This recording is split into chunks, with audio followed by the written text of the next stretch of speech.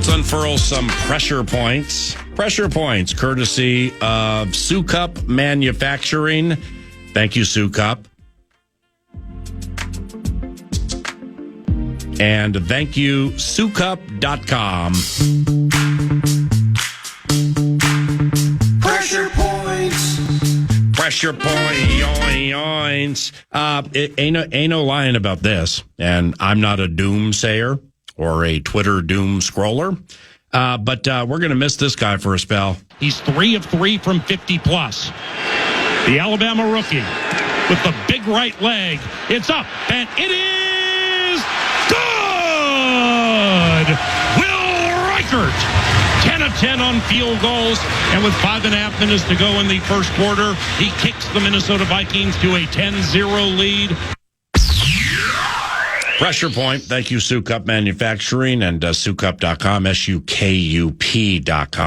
If interested, pressure point for the Vikings involves style points. They are nearing full strength with Cashy. And this Jacksonville vibe is really bad right now, and it keeps getting worse with the Trevor Lawrence. You know, you got Ian Rappaport reporting it's unlikely he plays. That's starting to pop up on the tweet machine. But the vibe is just negative with Jacksonville right now. And they traded a popular player. I didn't realize how popular Cam Robinson was within the Jaguars covenant until I started deep diving this game. There are several who are not happy that he was traded. I mean, he was like, this is my dog, and you traded him, and we got what? And we're paying what? What? I mean, it's a lot of that down there. Selling tickets ain't easy, and the covenant seems negative. Well, he's got to be one of the longest tenured members of the Jaguars at this point, right? Drafted where he was, 8th season, all of that. So he's kind of old balls around there, and you get rid of the elder statesman. I mean, that could create some problems. Take pressure off the kicker by surgically dominating a team like you did in the Houston Texans, a team from that division, which is the worst division in football, like you did in that first half at Lambeau. The 28-0 display is the most impressive 2 quarters of Vikings football we have seen this year.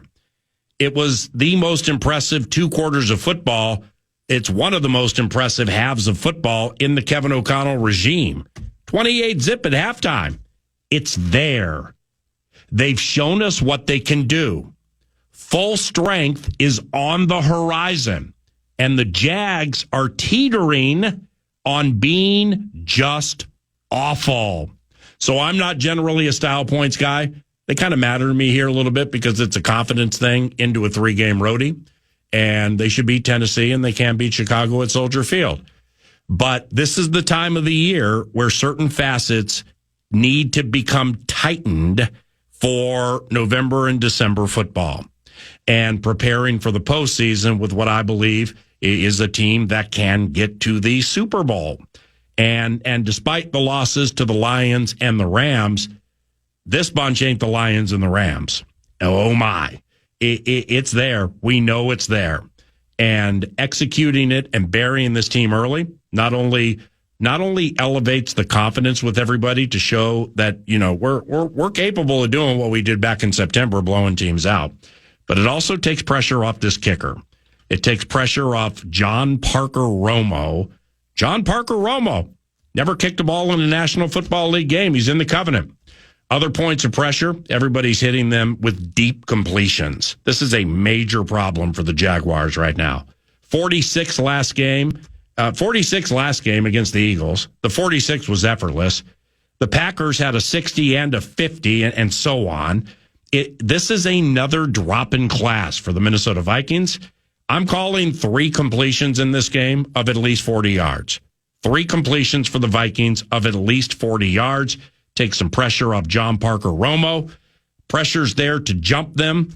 The last road game, the Vikings were kind of listless a fair amount of the game. And the goal, again, with pressure points provided by Sue Cup and SueCup.com, is alleviating any pressure possibly put on a first-time starter. That first-time starter would be John Parker Romo. We'll be right back.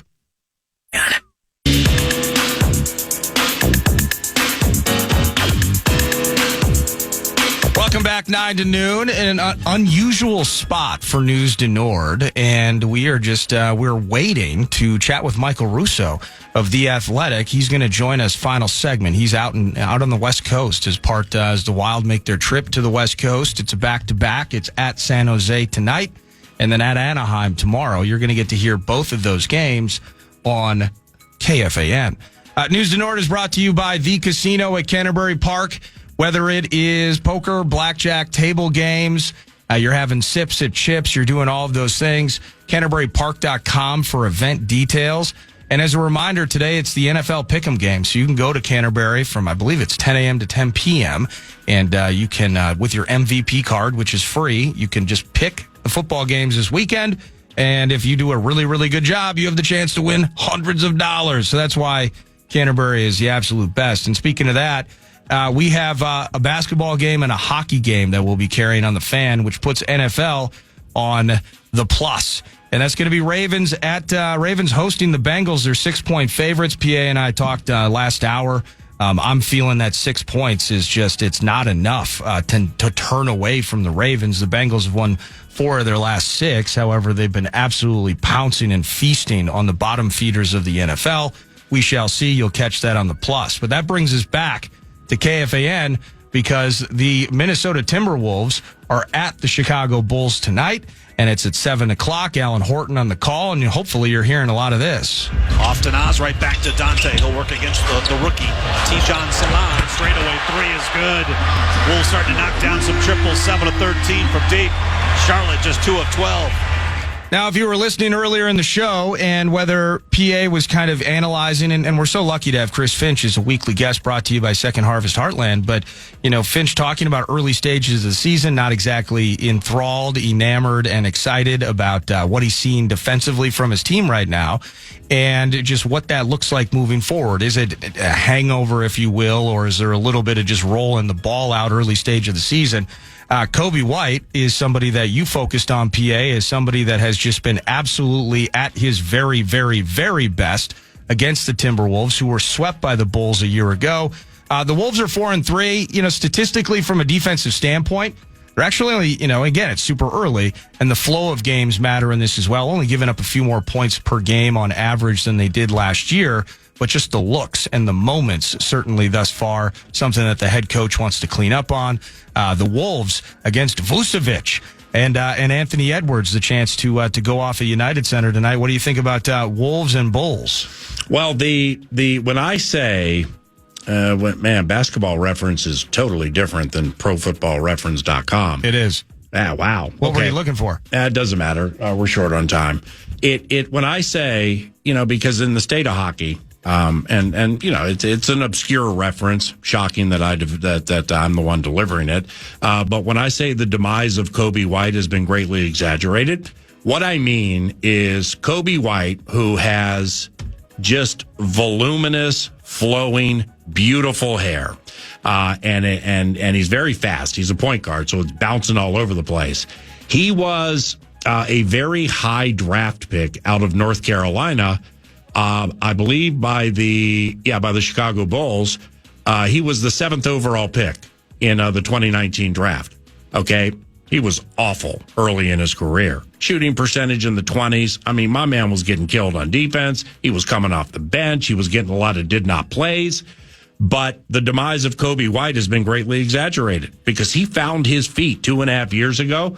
And he's become a really, really good facilitator, shooter, and a legitimate three-point threat. I think Chris might have been with him, or Chris somehow, he loved him out of North Carolina. Yeah. So did a lot of people. That's why he went 7th overall. Do you think he's benefited from Lonzo Ball's just crippling injuries? Good point. And Lonzo, I think, is already hurt again, and it sounds like he's going to be out for weeks. Yeah, that's a good point, because the Dosunmu or something like that. Alex Caruso last year, DeMar DeRozan last year playing point.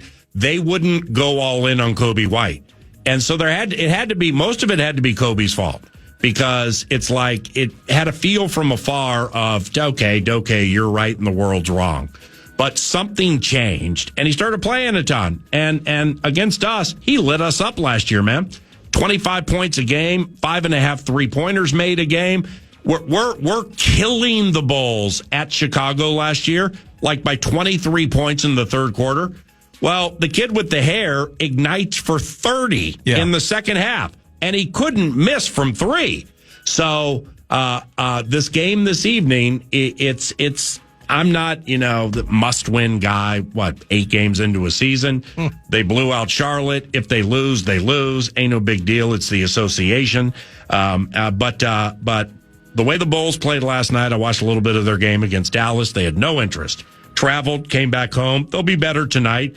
But if this Kobe White goes for 30 and hits 5 threes and is the singular reason that we lose this game tonight, shame on you. Seriously, Hal, shame on you. Because you know exactly what's coming.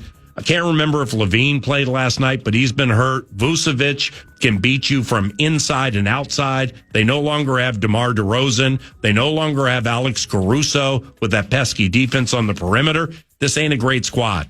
So style points don't really matter to me at this point of an NBA equation. But the way they lost that San Antonio game, granted on a back-to-back, I got my eyes on this one tonight because Chicago beat you 2 times last year. You were favored both times. They kind of handled you at your home gym. In a season, you went to the Western Conference Finals, and the kid with the hair was the one to trigger everything, specifically the second time. Can't wait to listen to this one tonight. 7 o'clock, KFAN. Final little mini bit for you, and we talked about it with Lieber. We've been following it. Is Ian Rappaport reporting that it is, at this stage, unlikely that Trevor Lawrence is going to play. Non-throwing shoulder injury, and they're assessing potential options for the future. So what kind of treatment, I assume, is really what that goes down the line of. But if I was going to do a little extra... Wow. Pressure Point. Brought to you by Suco Manufacturing, who we love. I'd kind of put this one on this Flores defense. Now, from a pressure standpoint, the reason I say that, you're talking about style points, and I absolutely love the idea of that, is if Trevor Lawrence doesn't go, it's going to be Mac Jones. Now, Mac Jones, on Thanksgiving Eve 2022, had his career-high 382-yard passing performance and a couple of scores. The Vikings defense did get to him 3 times. And then I know that's the Donatel era and things have changed. Now he's not in New England. He's in Jacksonville, and he's been riding the pine versus trying to make things work back into Belichick's career. But he got us for 380 in the prime time at US Bank Stadium. I'm putting pressure on a Vikings defense that in each of their 6 wins has grabbed 2 or more turnovers. If you're looking for style points, maybe it comes in the terms of stuff like this. Receivers left, 1 out to the right. Taylor to the right of Flacco. Vikings rush 4. Flacco throwing left. Intercepted. Byron Murphy Jr. Yes! And Flacco. I need 2 of those this weekend. I need 2 of those. Our defense versus Mac Jones, if it happens. Of course, still practice taking place today and tomorrow. But Vikings fans, something to keep your eye on as we put a close on news to Nord. The health of Trevor Lawrence. Mac Jones might be your starter for the Jaguars on Sunday. Well, I would. I liked how the defense played against the Colts. I liked facets of it a lot. Now, hell yeah. Taylor was the A topic in that game. They stopped him. 227 total yards allowed. Flustered Flacco. I thought it was a beautiful performance by the defense. So replicate it against an offensive line that is not in the class of 2 or 3 of the players for the Indianapolis Colts. Brian Thomas Jr., 23rd overall pick in the most recent draft. My man Speedy. But Gabe Davis didn't play last game. We'll see what his status is for this game. Well, then after that, they have Parker Washington and Tim Jones. Really? Brenton Strange, second-year Penn State, second-rounder in 2023. Luke Farrell. Evan Ingram. Now, Evan Ingram's a problem, but, that's a tight end that you can cover up, specifically if Cashy plays. Cashy coming back in this game would help a lot. This offensive line is there for the eating. Brandon Sheriff, quite honestly, their right guard, I'd be surprised if he plays. Ezra Cleveland, former Viking, I'd be moderately surprised if he played. They're signing a bunch of guys. They're bringing up a bunch of guys from the practice squad. This Jaguar squad, like I said in pressure points, it's teetering on disaster. It's bad right now. But when they traded Cam Robinson, from what I hear, that did not go over well with more than a handful of players within the Covenant because Cam was beloved within that team. So one of the keys to this game could be officiating. because it's going to be a staff. It's not Trey Blake again, is it? Not Trey Blake, but it's a staff, and I'll divulge the staff, I think, tomorrow or maybe, Sunday, certainly. I'm just going to say this. Of the 17 staffs, this group calls the fourth most penalties. Oh, great. 15 and a half flags a game. When you have backup offensive linemen who ain't great, like them, well, the staff has called holding 30 times this year. That's tied for third most in the National Football League. Defensively, this staff leads the league in roughing the passer penalties and unsportsmanlike conduct penalties. These Jaguars, you jump them, they will implode. Unsportsmanlike all over the field. Let's get 3 of them. All right, Russo Radio from San Diego. Make that to San Jose next at FM 100.3 KFAN. I can't wait until tomorrow. Russo Radio. Because tomorrow is a Friday football feast at Buffalo Wild Wings Elk River. PA in charge. Chad Greenway there at 9:15. And Alec Lewis at 11 o'clock. Alec with The Athletic. Likewise for Michael Russo and Russo Radio. The Athletic, theathletic.com, covers the Minnesota Wild in expert fashion. And follow him as 9 to noon does via Twitter at Russo Hockey. Michael, thank you for joining us from San Jose. Macklin Celebrini. Macklin Celebrini missed nearly a month. First overall pick in the most recent draft. He played October 10th, and he played another one recently. But Macklin Celebrini, you get to see him tonight. Yeah, really excited about that. First of all, let me throw you a compliment. The 5 o'clock Wild game the other day, 7 o'clock Vikings. So by the time I was done writing, it was like beginning of fourth quarter. Yeah. And your call was so good, especially the way that you were going a bit crazy there in the fourth quarter, that when I got home, I just sat in my garage and listened to the rest of the game on radio. It was terrific. It Thank was you, bud. You're nice. Especially the calls on Murphy and Harry, the hitman there at the end.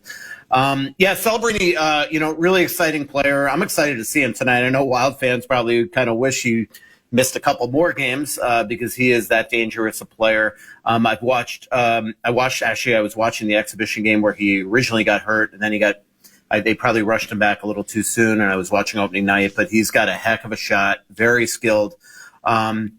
And it's always a great story out here in San Jose. This was where they were hoping that he would go because his dad is high up in the, with the Golden State Warriors. So it's a real cool hometown story, essentially. They're still obviously near the bottom of the league, and it's going to take a while for this rebuild to kick in, but there's a lot of talent there with guys like Will Smith, and we'll get to see Nico Sturm and Kyle Granlund and Luke Cunnin tonight as well, which is always fun. Cunnin has been great for them. Granlund's been great for them, and we know that Nico Sturm's going to work his butt off every single shift as well. So this is an interesting road trip, PA, because it's 3 teams that should be easily beatable in San Jose, Anaheim, and Chicago. Chicago's got 1 win at home. Anaheim, you're getting on a second of back-to-back, but the Wild always play well there. But the Wild have still really achieved nothing. I mean, other than a good, really 11, 12 games to start the season, and you don't want to take these teams lightly. Now, if I were to lay out what the heck happened Monday, would you? Now, Michael has a couple of cool stories available at The Athletic, theathletic.com right now. One of them is a deep dive on the power play and the penalty kill and special teams. I just got done reading most of that. So if I'm like, what happened Monday, would it be like power play and penalty kill caught up to them? Yeah, I mean, they had lost the special teams battles 4 games in a row, but it was overshadowed because they won the games. And the other night was a game that if they just get 1 power play goal, they probably put Los Angeles away, playing on a second of a back-to-back. If you could make that game 2-0. And in the second period, they couldn't win a draw in the power play, and they were just, throwing pucks away, standing still, not shooting pucks, skating pucks into traffic. And these are, this is your 5 most skilled players, and they've just, haven't been very good on the power play. But the thing that concerns me the most, because I know they're going to figure it out, they're just too good. They did last year, and they will again. The thing that concerns me the most going into the season and has reared its ugly head again is their penalty kill. And, John Hines can say it's a process all he wants, and they're in the act of fixing it, and they're just individual mistakes. The reality is it's worse than last year. They have given up goals 6 times on their last 11 penalty kills in 5 games in a row. It's beyond belief how bad they are on the PK, and they are just stupid mistakes constantly, whether it's not getting a puck out or bad switches or not getting your stick in the proper position, whether it's the shooting lane or the passing lane. And, individual mistakes, structure mistakes, whatever it is, they're mistakes that are winding up in the back of their net. And in this league, you cannot afford to have a penalty kill this bad. And it will catch up to them and become a problem like it was last year if they don't fix it quickly. So individual mistakes, these are the same individuals that were making the mistakes last year. So either get new individuals or fix it. And there's just no excuse. I mean, this is something the coaching staff really needs to figure out. The hardcores are super interested in this. Michael Milne, Liam Ogren. Milne elevated, Ogren not. You wrote about that too. That's the most recent story on the Wild page at The Athletic. Please share. Yeah, Ogren was averaging a team low 9 minutes and 33 seconds, I believe it was. He had no points on the year. And this isn't an indictment of him not being called up again. I think it's a good thing. You just don't want a young player playing that little. And the reason why he's been playing that little is the team's gotten off to a really good start. They've been relatively healthy up front, and he just hasn't been elevated in the lineup. So now they're sending him down to the minors. He's played well in 2 games, averaging about 18 minutes of ice time, playing number one, being utilized number 1 power play. Second over the boards on the first over the boards on the PK, I believe, last game, and then even strength. And so I think it's good to let Liam Ogren bake down there, get some confidence back in his game, give him some quality minutes. And then you're rewarding another really quality prospect, a 22-year-old in Michael Milne that has, their second leading scorer down there, second over the boards on the PK, can play wing, can kill penalties up here. Maybe we see him tonight in his NHL debut. And if that happens, it'll be really interesting who pays the piper for that. John Hines made it clear the other day he's not happy with a couple players. He called them light plays the other night. To me, the biggest indictment is Jakub Trenin. 4-year deal, $3.5 million per. He's got 1 assist in 12 games, 11 shots, only 34 hits. He's been demoted the last 3 or 4 games to the 4th line. He's just doing nothing, doesn't skate well. I think it's time to wake him up and put him in the press box. And I think Michael Milne probably gets into the lineup and maybe he could help. This is a kid that's, he's kind of Mason Shaw. He's back in juniors. He had a major injury that cost him the ability to be drafted his first eligible time. That's why the Wild at 22 years old. He's now 22 years old, but 2 years older than Ogren, got him in the same draft as Ogren. Then was hurt at the beginning of last season, hurt at the beginning of this season, but he's come back and made strides and so far playing really well and gets the reward with his first ever call up. My brother, I appreciate you, and we'll call you next week. Okay? Anytime, PA. Michael Russo, The Athletic, theathletic.com, at Russo Hockey via the tweet machine.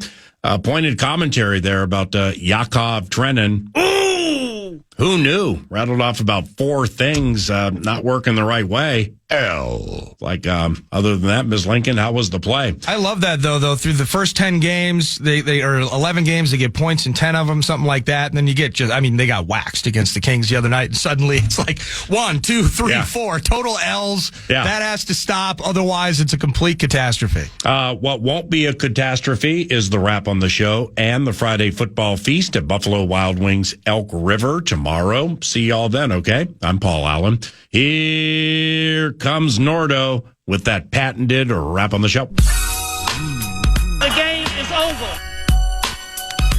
Time for 2 more. Now, what did I do wrong? Hey. So it might be Flores against Mac Jones. Former Patriot is shaken in his bones. Donatel's group sacked him 3 times in 22, though he didn't get us for 380 in 2. And the good times, they just don't stop. Doubleheader tonight. Wolves into Wild has pop. Don't touch that dial, and I know you would never. Isn't this becoming like the best week ever? These raps should not be judged on their pros. Meat Sauce just sent me a picture of his toes, and I wonder who it was meant for. And it's better than a phallus, but man, they're mangled, though. Nary a callus. Friday feast tomorrow, and it's up in Elk River.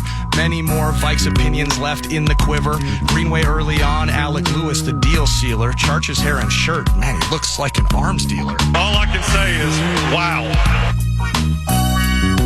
Podcast today's Paul Allen Show or listen back to previous shows iHeartRadio app, or KFAN.com.